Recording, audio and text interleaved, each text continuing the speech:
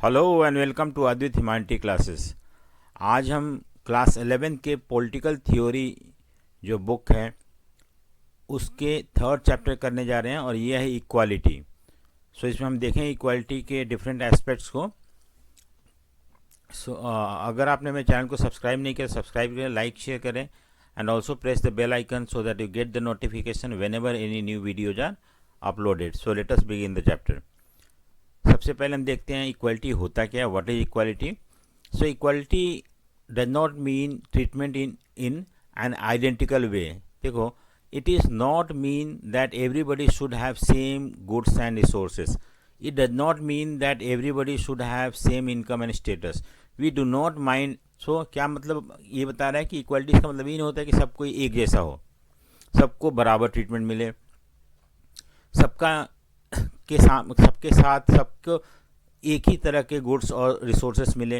इसका ये मतलब नहीं होता कि सबका इनकम और स्टेटस जो है सेम हो। सो इक्वालिटी का मतलब क्या होता है? So it has different meaning. ठीक है, जैसे कि हम यहाँ पे देखते हैं कि वी डू नॉट माइंड। अगर मान लो कि प्राइम मिनिस्टर को एक अलग स्टेटस मिल रहा है और एक आम आदमी को अलग स्टेटस मिल रहा है, तो इसका मतलब ये नहीं होता है कि वो इक्वालिटी नहीं है। ठीक है, सो वी रिस्पेक्ट डिफरेंसेस। तो क्योंकि लोगों का अलग अलग स्टेटस है, उस हिसाब से उनको अलग अलग ट्रीटमेंट मिल रहा है।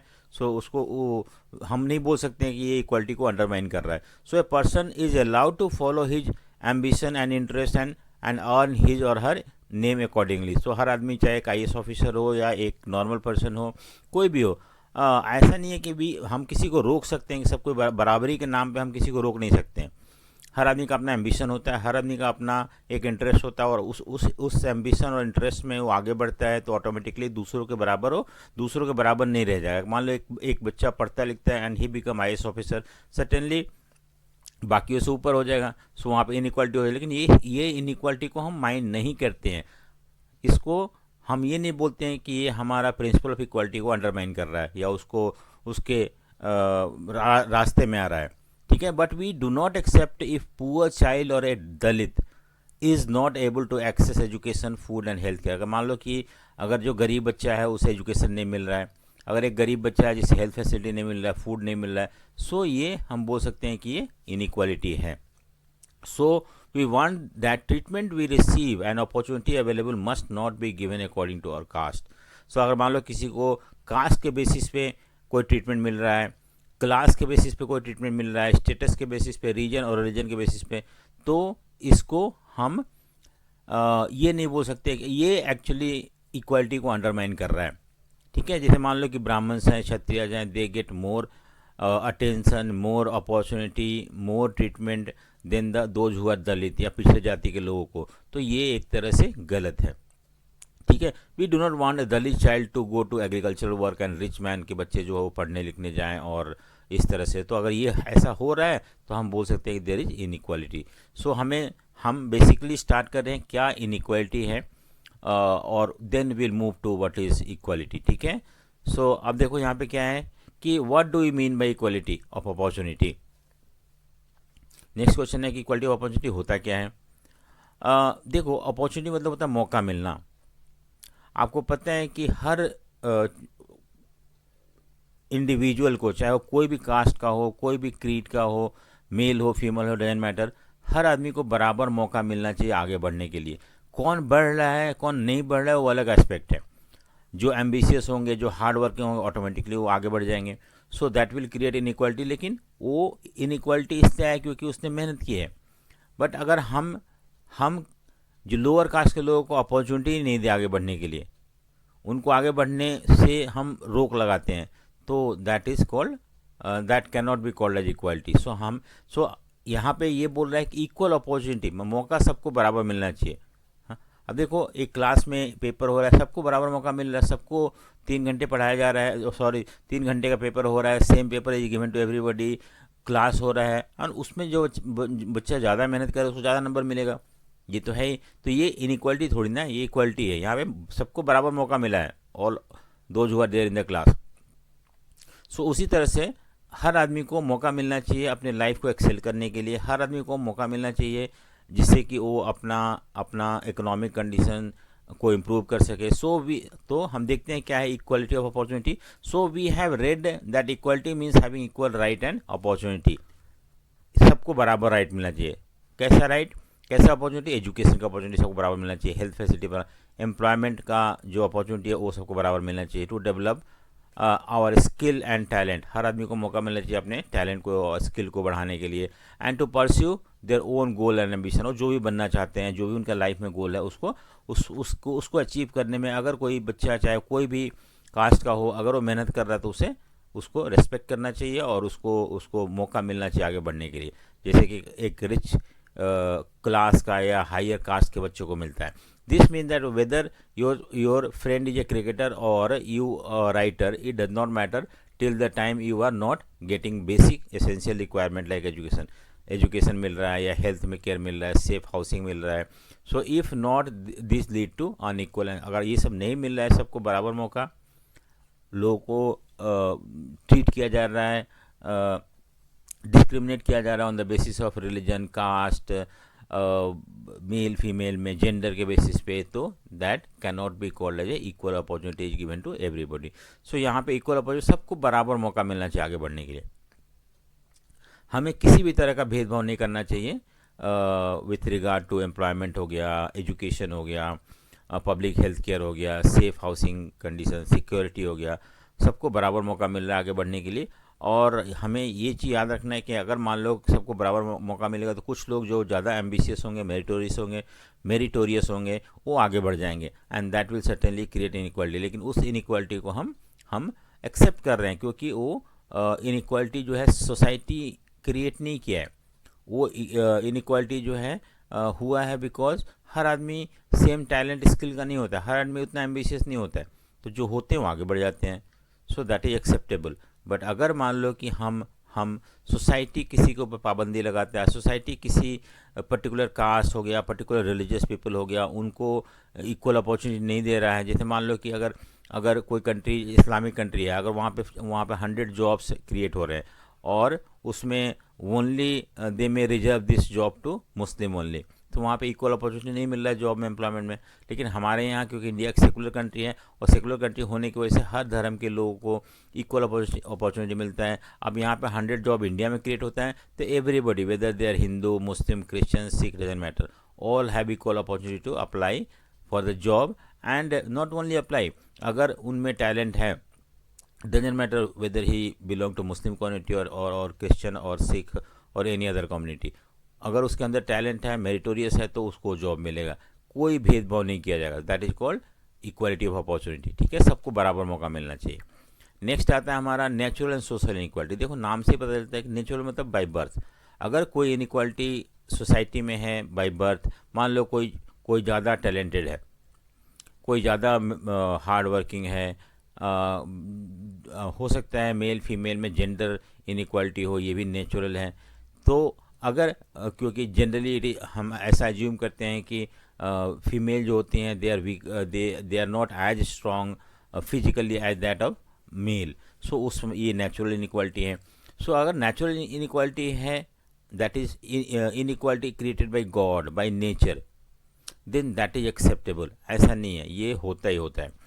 ठीक है, सो उसको natural. So if any inequality that is created in the society, अगर कोई इनइक्वालिटी जो सोसाइटी में क्रिएट हो रहा है जो कि नेचुरल है, नेचुरल मतलब that is not man made, इंसान के द्वारा, समाज के द्वारा बनाया गया नहीं है, तो उसको हम एक्सेप्ट करते हैं। ठीक है, उसको हम बुरा नहीं मानते हैं या हम उसको रिजेक्ट नहीं करते हैं।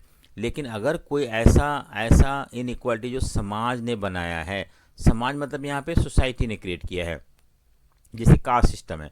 कास्ट सिस्टम आपको पता है कि सोसाइटी को 4 पार्ट में बांट देते हैं, ब्राह्मण, क्षत्रिय, वैश्य and Shudra. Shudra are not given same status equality then that of the other 3 caste, और ब्राह्मण और क्षत्रिय अक्सर। तो ये जो है सोशल इनइक्वालिटी है। मेल फीमेल में नेचुरल डिफरेंसेस है, we have accepted that. But अगर मान लो कि सोसाइटी ने फीमेल को घर के अंदर बंद करके रख रहा है, उसे पब्लिक लाइफ में पार्टिसिपेट नहीं किया जा रहा, उन्हें एजुकेशन का एक्सेस नहीं है, उन्हें वो सारे फैसिलिटी नहीं मिलता है जो मेल को मिलता है या बॉय चाइल्ड को मिलता है, तो यहाँ पे so this inequality can be called as a social inequality. Equality inequality that is created, वो इनइक्वालिटी जो क्रिएट हो रहा है सोसाइटी के द्वारा, ठीक है। So these inequality are due to unequal access to basic things, जैसे लाइक एजुकेशन हो गया, सेफ हाउसिंग हो गया, हेल्थ केयर, ये डिफरेंसेस होते हैं। यहाँ पे डिस्क्रिमिनेट किए जाते हैं ये सब चीज़ को समाज के रिसोर्सेज को बांटने में। हाँ, so because they belong to lower caste हो गया, या maybe they are in minority community. So society जो इनइक्वालिटी क्रिएट करता है उसको हम सोशल इनइक्वालिटी, कास्ट सिस्टम समाज ने बनाया है, नेचर बाई नेचर नहीं है ये। लेकिन नेचुरल इनइक्वालिटी क्या होता है, जैसे कोई आदमी ज़्यादा टॉल है, कोई शॉर्ट है, ये नेचुरल इनइक्वालिटी है। कोई ब्लैक है, कोई वाइट है, ये नेचुरल इनइक्वालिटी है। कोई मेल है, कोई फीमेल है। सो ये सारे नेचुरल इनइक्वालिटी है। लेकिन आजकल क्या है कि नेचुरल इनइक्वालिटी को भी हम ओवरकम कर पाए हैं साइंटिफिक डेवलपमेंट की वजह से। जैसे कि स्टीफन हॉकिंग जो थे, एक डिसेबल पर्सन थे, लेकिन इसके बावजूद भी इन्होंने बहुत ज़्यादा आई मीन अचीव किया अपने लाइफ में, क्योंकि टेक्नोलॉजी होने की वजह से, ठीक है। सो ये है आपका नेचुरल इनइक्वालिटी, समझ में आ गया। नेक्स्ट हम देखते हैं कि 3 डायमेंशन ऑफ इनइक्वालिटी। डायमेंशन मतलब काइंड्स होता है। क्या होता है डायमेंशन मतलब काइंड। तो कौन से 3 काइंड है ये हम देख रहे हैं यहाँ पे।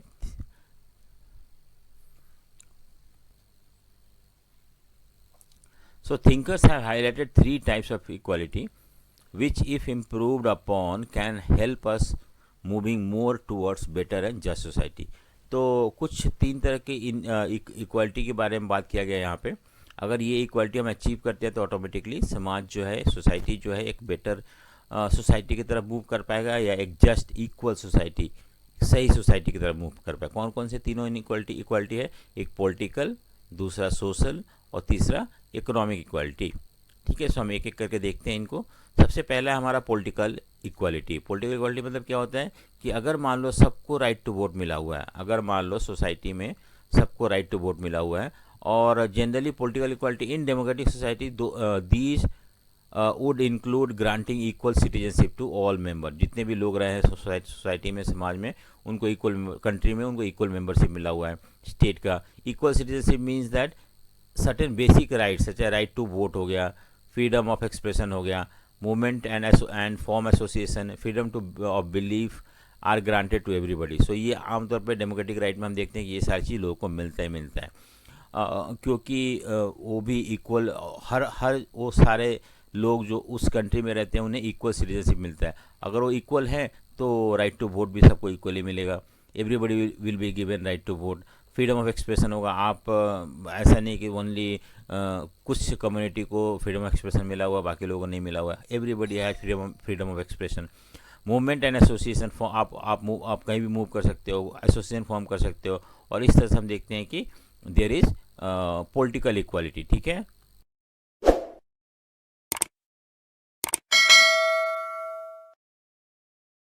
So political equality, they can participate in affair of the country, but still you would have noticed that not all are able to exercise these rights like freedom of expression and movement।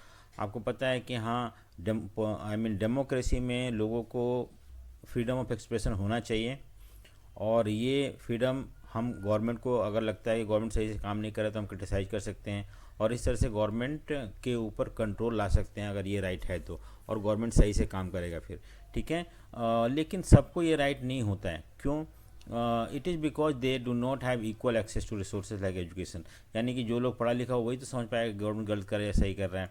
सो इस तरह से education होना बहुत ज़रूरी है। Then only we can utilize the ये जो हमारे पास राइट मिला हुआ है। They can not exercise their freedom of speech expression, so we need to grant the social equality as well. तो हमें सिर्फ पॉलिटिकल इक्वालिटी नहीं, सोशल इक्वालिटी भी मिलना चाहिए लोगों को, जिससे कि वो पढ़े लिखे और समझ पाएँ गवर्नमेंट के पॉलिसी प्रोग्राम को। अगर उन्हें अच्छा नहीं लगता है तो उसको क्रिटिसाइज करें, और इस तरह से वो गवर्नमेंट के ऊपर कंट्रोल ला सकते हैं और गवर्नमेंट को सही रास्ते पे चलने के लिए मजबूर कर सकते हैं। सो पॉलिटिकल इक्वालिटी बहुत ज़रूरी है, जिससे कि लोग फ्री राइट मिले उनको, as a citizen they become equal citizenship of the country, और एज ए इक्वल सिटीजनशिप उनको बेसिक राइट मिले, right to vote, freedom of expression, movement, association and freedom of belief, ठीक है। सो नेक्स्ट हम देखते हैं कौन सा राइट है। B social equality, social equality में समाज में सब कोई बराबर हो, किसी भी तरह का भेदभाव ना किया जाए on the basis of caste, creed, colour of skin, gender के बेसिस पे किसी भी तरह का भेदभाव ना हो। सो देखते हैं क्या social equality. Making equal laws are not enough, what we require is equality in access to resources. देखो सिर्फ लॉ बना दो सबको बराबर है, वो सफिशिएंट नहीं है। हमें क्या चाहिए कि जो रिसोर्सेज है वो सबको इक्वली मिले। रिसोर्सेज मतलब यहाँ पे एजुकेशन मिले, हेल्थ फैसिलिटी मिले, सबको बराबर मिले। So the need to be equal social and economic condition like adequate provision of health care, सबको हेल्थ केयर फैसिलिटी मिले, ठीक है। उसके बाद एजुकेशन सबको मिले, न्यूट्रिशन मिले, मिनिमम वेजेज मिले। अगर ये मिल रहा है तो हम बोल सकते हैं देयर इज सोशल इक्वालिटी, ठीक है। सो अनइक्वल अपॉर्चुनिटी अगर मिलता है तो इससे क्या हो जाएगा कि लोगों को बेसिक फैसिलिटीज़ की कमी हो जाएगी, बट ऑल्सो फ्रॉम कस्टम्स। देखो unequal opportunity do not arise only from lack of goods, लेकिन कस्टम बहुत सारे, जैसे मान लो कि इंडिया में वेमेन को इक्वल राइट है, not only in India, everywhere in the world we see that women generally do not get equal right what male enjoy. हाँ, सो ये भी एक सोशल इनइक्वालिटी है। कास्ट के बेसिस पे इनइक्वालिटी है, वो भी एक सोशल इनइक्वालिटी है। सो ये सब चीज़ को हमें रिमूव करना पड़ेगा, and we need to bring equality on the basis in the society, like women should also get the same privilege and facility what the men are getting, girl child को भी equal importance मिलना चाहिए। तो ये अगर ये सब मिल रहा है तो हम बोल सकते हैं कि देयर इज सोशल इक्वालिटी, ठीक है। अब आता है नेक्स्ट हमारा कि इकोनॉमिक इक्वालिटी। यहाँ पे मतलब क्या होता है कि इसका मतलब ये नहीं कि सब आदमी को बराबर इनकम हो, इसका मतलब ये नहीं कि हर आदमी इक्वल रिसोर्स इंजॉय करे, लेकिन ऐसा भी नहीं होना चाहिए। इस इकोनॉमिक इक्वालिटी मतलब होता है gap between rich and poor need to be reduce, gap between rich and poor. अब ये नहीं कोई खा के मर रहा है और कोई भूखे मर रहा है, ऐसा नहीं होना चाहिए सोसाइटी में। सबको फूड मिलना चाहिए, वाटर मिलना चाहिए, सैनिटेशन मिलना चाहिए, स्कूलिंग मिलना चाहिए। सो अगर ऐसा मिल रहा है, मिनिमम वेजेज मिलना चाहिए, then we can say that equal opportunity मिल रहा है आगे बढ़ने के लिए, then we can say that there is economic equality. So economic equality मतलब होता है कि gap between rich and poor जो होता है वो कम से कम होना चाहिए। हाँ, और दूसरी बात है कि हर आदमी को काम करने का अधिकार हो, हर आदमी को काम मिले, हर आदमी अपना बेसिक नीड और फैसिलिटी को पूरा कर सके। अगर ऐसा हो रहा है तो हम बोल सकते हैं देयर इज इकोनॉमिक इक्वालिटी, ठीक है। अब आता है कि कार्ल मार्क्स का व्यू क्या था इक्वालिटी का, और लिबरलिज्म मैं बताऊंगा आपको क्या होता है। इन दोनों के व्यू के बारे में सोचते हैं। तो सबसे पहले तो हम कार्ल मार्क्स देखते हैं कि इक्वालिटी के ऊपर कार्ल मार्क्स ने क्या कहा है। तो कार्ल मार्क्स एक फिलोसोफर था, पॉलिटिकल थिंकर था, और उसने उसका ये मानना है कि सोसाइटी जो है वो दो पार्ट में बटा हुआ है, दो हाफ में बटा हुआ है, रिच और पुअर। और जो रिच है उनके पास सारे एक्सेस ऑफ रिसोर्सेज है, ऑल फैसिलिटीज़ है, और पुअर के पास ऐसा कुछ भी नहीं है। पुअर जो है वर्किंग क्लास है, और ये इनके फैक्ट्री, इनके मिलों में काम करते हैं, और उनको कम पैसा दिया जाता है, उनको ज़्यादा काम कराया जाता है, उनको एक्सप्लॉइट किया जाता है, और इस तरह से सोसाइटी जो है दो पार्ट में बट गया। और ये सोसाइटी आमतौर पे कैपिटलिस्ट सिस्टम में पाया जाता है। कैपिटलिस्ट सिस्टम में जहाँ पे कि पूंजीपति हैं, जहाँ पे बड़े बड़े मिल के मालिक हैं, और सारे रिसोर्सेज जो 10% लोगों के पास होता है, और बाकी लोग जो हैं वो वर्किंग क्लास होते हैं। तो ऐसे और इस तरह से सोसाइटी अनइक्वल सोसाइटी बन जाता है, ठीक है। सो कार्ल मार्क्स बोलता है कि ये चीज़ सही नहीं है। और आज के वर्ल्ड में जहाँ पे कैपिटलिज्म जो है प्रिवेल कर रहा है सब जगह, वहाँ पे इस तरह का इनइक्वालिटी देखने को हमें मिलता है। तो कार्ल मार्क्स का मानना है कि ये इनइक्वालिटी ख़त्म हो सकता है अगर हम रिसोर्सेज जो है वो प्राइवेट प्रॉपर्टी जो है उसको ख़त्म कर दें, और सारा रिसोर्सेज जो है गवर्नमेंट अपने अंडर ले लें, और गवर्नमेंट उसको यूज़ करे। हर आदमी जो है वर्किंग क्लास हो, हर आदमी काम कर रहा है, और जो जितना काम कर रहा है उस हिसाब से उसको पैसा मिल रहा है, और इस तरह से अनइक्वल डिस्ट्रीब्यूशन ऑफ रिसोर्सेज को हम ख़त्म कर सकते हैं और समाज में इक्वालिटी ला सकते हैं। और इससे एक्सप्लॉइटेशन भी खत्म हो जाएगा, एंड कोई भी नहीं बोलेगा मैं मालिक हूँ या नौकर हूँ, और एवरीबडी जो working class. So in this way Karl Marx try to bring equality in the society, ठीक है।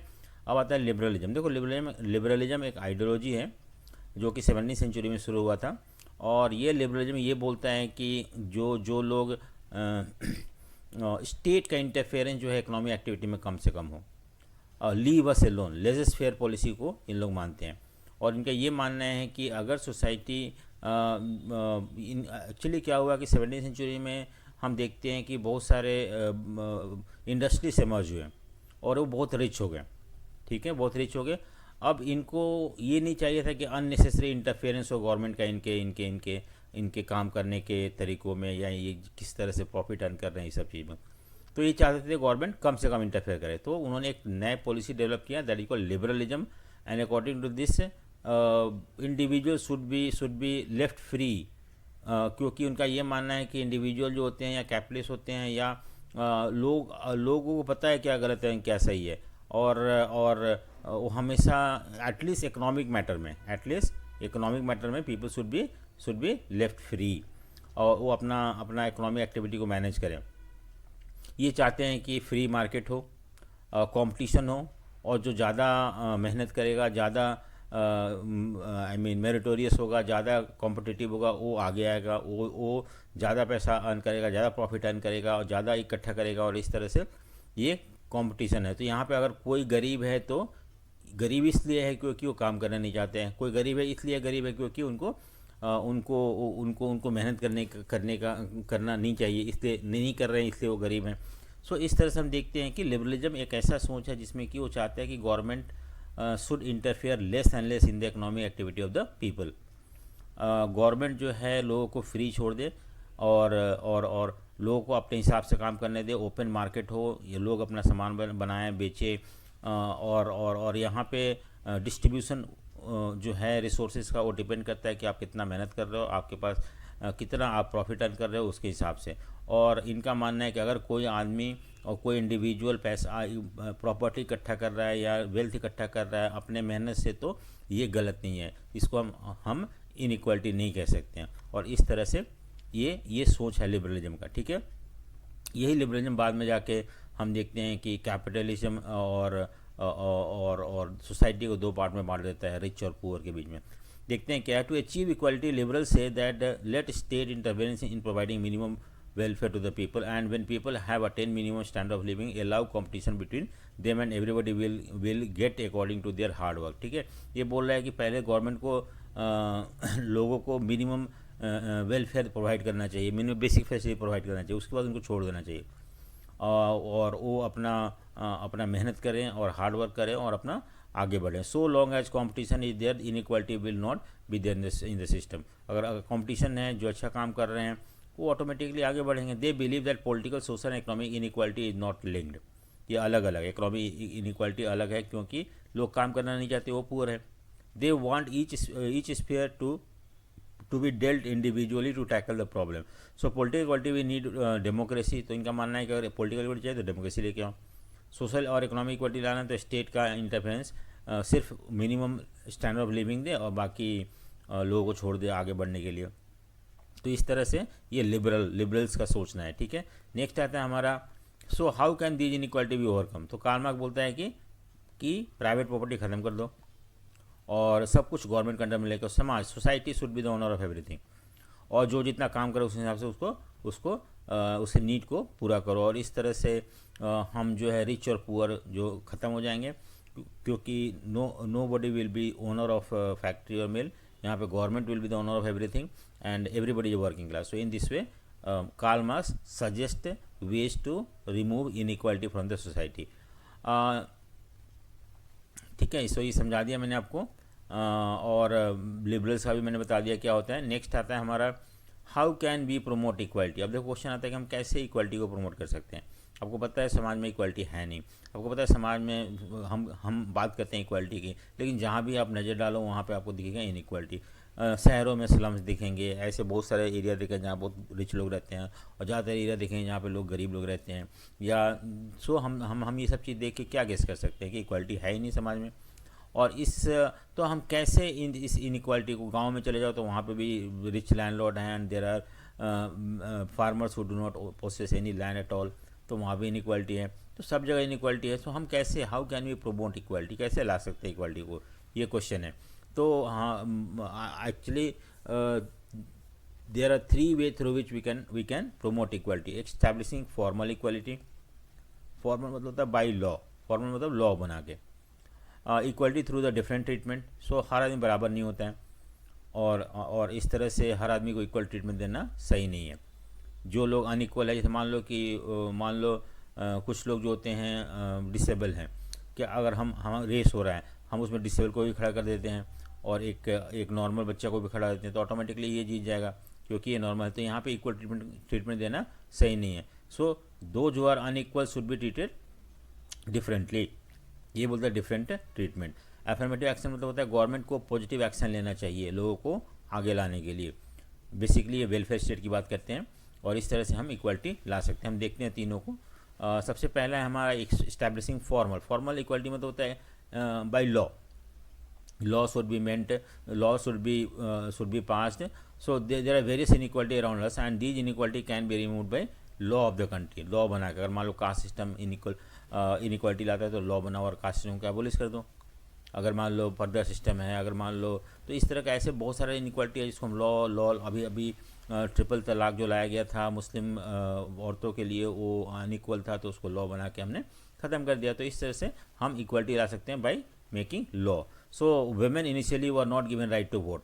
Dalit were exploited. Black were treated as slaves. But now law has changed their condition and their condition has improved now. So there is need to make law and policy which will help to empowerment those who are weaker section. For example, Indian Constitution ban untouchability. Untouchability क्या था कि जो lower caste के लोग हैं उनसे touch नहीं करना, उनसे मिक्स नहीं होना है।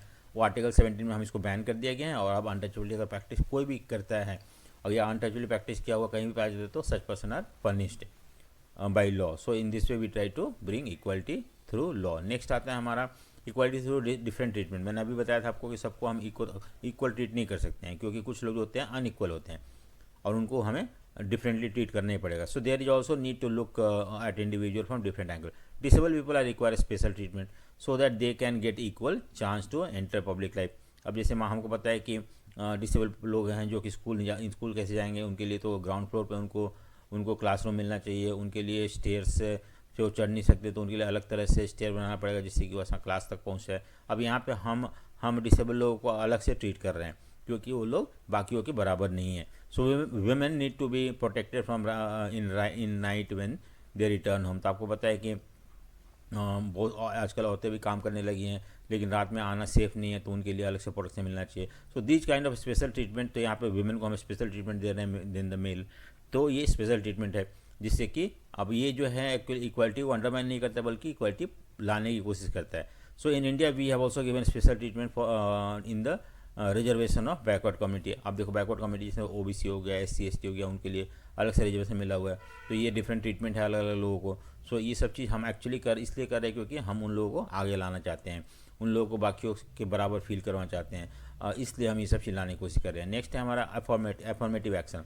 देखो एफर्मेटिव एक्शन मतलब होता है पॉजिटिव। सिर्फ लॉ बनाने से या सिर्फ इक्वल ट्रीटमेंट करने, इक्वल लॉ कॉन्स्टिट्यूशन में लिख दो कि एवरीबॉडी इज इक्वल, ये सब चीज़, तो इससे इक्वालिटी नहीं लाता है। सो इक्वालिटी लाने के लिए हमें कुछ पॉजिटिव एक्शन लेना ज़रूरी है। गवर्नमेंट को एक्स्ट्रा एफर्ट करना ज़रूरी है और ये एक्स्ट्रा एफर्ट जो है को हम बोलते हैं एफर्मेटिव एक्शन। ठीक है, जैसे इंडिया में आपको पता है कि एवरीबॉडी इज इक्वल, इक्वालिटी है, लेकिन क्या इस इक्वालिटी से जो लोअर कास्ट के लोग हैं, SC ST हैं या बैकवर्ड कास्ट के लोग हैं वो ऊपर आ पाएंगे? नहीं आ पाएंगे। तो इसलिए गवर्नमेंट को उसके लिए कुछ एक्स्ट्रा एफर्ट करना पड़ेगा। जैसे कि आपको पता है कि इंडिया में 49% में 27% रिजर्वेशन जो है OBC के लिए है, इसके बाद SC के लिए भी है, ST के लिए भी है। सो ये सब क्या है? ये एक्चुअली पॉजिटिव एक्शन है या एफर्मेटिव एक्शन है that is taken by government to uplift the those socially and economically backward class के लिए। इवन वुमेन को रिजर्वेशन है पंचायत में, स्टेट लेजिस्लेचर में, और अभी कुछ दिनों पहले BJP गवर्नमेंट ने इसको लोकसभा और राज्यसभा में भी इम्प्लीमेंट करने की बात करी है और इवन बिल भी पास हो गया है। तो ये सब चीज़ क्या है? ये एक्स्ट्रा एफर्ट है जो कि गवर्नमेंट ले रहा है बैकवर्ड कम्युनिटी को आगे लाने के लिए, बैकवर्ड कास्ट को या सोशली और इकोनॉमिकली जो अनइक्वल है उनको इक्वल लाने के लिए। ठीक है, अब देखो क्वेश्चन आता है why has the need for reservation. आपको पता है ना कि इंडिया में रिजर्वेशन मिलता है, 27% रिजर्वेशन OBC के लिए है, SC ST के लिए अलग से रिजर्वेशन है, तो ऑलमोस्ट 49% रिजर्वेशन हमारे रिजर्वेशन मतलब होता है कि कुछ जॉब या कुछ एजुकेशन इंस्टीट्यूशन में सीट जो है इन लोगों के लिए रिजर्व है, सिर्फ यही आ सकते हैं वहाँ पे, बाकी में जनरल कैटेगरी के लोग आ सकते हैं। ये रिजर्वेशन क्यों है? क्या ये इक्वालिटी को अंडरमाइन करता है? क्या हम बोल सकते हैं कि रिजर्वेशन जो है प्रिंसिपल इक्वालिटी के अगेंस्ट है? सो ये क्वेश्चन है यहाँ पे, उसी को आंसर देना है। नहीं, अगर अगर अगर हम इसको ध्यान से देखें तो ये इक्वालिटी के खिलाफ नहीं है। क्यों? क्योंकि अगर मान लो एक रेस हो रहा है, ठीक है, ये एक लाइन है, यहाँ पे लोग खड़े हैं भागने के लिए, और एक यहाँ पे सब कोई बराबर नहीं है। एक मान लो 10th का बच्चा है, यहाँ पे फर्स्ट का बच्चा है, यहाँ पे सेकंड का बच्चा है, तो क्या आपको लगता है कि ये एक साथ बराबर हैं भागने के लिए? अगर यहाँ पे रेस होता है तो 10th का बच्चा विन होगा, क्योंकि ये ऑलरेडी पहले से बेटर है इनके मुकाबले। ये अभी छोटे हैं या उतने बड़े नहीं हुए, इनके पैर अभी भी छोटे हैं, तो ये इनके साथ भाग नहीं सकते। तो जैसे इंडिया आज़ाद हुआ, इंडिया आज़ाद होने पर सब कोई बराबर हो गया, ठीक है, कहने के सब कोई बराबर हो गया, अब सबको इक्वल अपॉर्चुनिटी मिलेगा। तो जो लोग पहले से डेवलप हैं, पहले से एजुकेशनली और सोशली आगे हैं, वो कोई भी अपॉर्चुनिटी को ग्रैब करेंगे ज़्यादा, और जो लोग पिछड़े हैं वो इनको ग्रैब नहीं कर पाएंगे। जैसे आदिवासी लोग हैं, शेड्यूल कास्ट के लोग हैं, ऐसे लोग के लिए ये जो अपॉर्चुनिटी है सिर्फ नाम के लिए अपॉर्चुनिटी होगा। तो अगर हम चाहते हैं कि ये भी इक्वली सोसाइटी में पार्टिसिपेट करें, ये भी इक्वली डिसीजन ले, ये भी इक्वली कंट्रीब्यूट करें इनके बराबर, तो हमें पहले इनको आगे लाना पड़ेगा।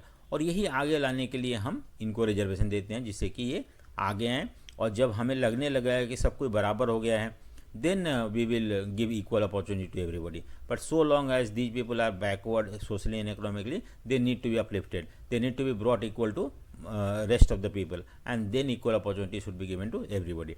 And that is the reason why we provide education, reservation in education and government job, and to uplift these people and make them equal to that of the other section of society. So this is the basic purpose of reservation, and that is why. लेकिन एक चीज़ है कि अगर जो लोग already develop हैं, even they are also getting the benefit of reservation, वो सही नहीं है।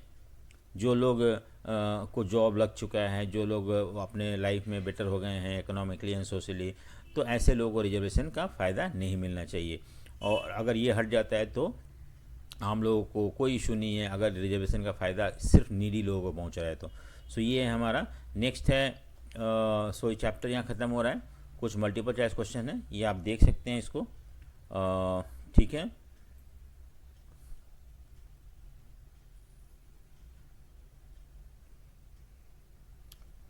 ये क्वेश्चन है, मैं स्क्रॉल कर देता हूँ यहाँ पे। What is not the slogan of French revolution? तो यहाँ पे लिबर्टी, इक्वालिटी और फ्रेटर्निटी, ये तीनों था, तो बी आंसर नहीं है। उसके बाद what tenets equality does not fulfil? So B answer है इसका। सो इसको आप गो थ्रू कर सकते हैं। ये थर्ड है, इसको भी आप देख सकते हैं, आंसर दिया हुआ है यहाँ पे। 4th, 5th, 6th, 7th, 8th, 9th, 10th question, ये सारे क्वेश्चन आप इसको देख सकते हैं आप चैप्टर करने के बाद, जिससे कि आपको पता चले कि आपको कितना समझ में आया चैप्टर, ठीक है। सो होपफुली आपको समझ में आ गया होगा, और अगर आपको समझ में आ गया तो लाइक, शेयर एंड सब्सक्राइब जरूर करें। So thank you for watching, thank you.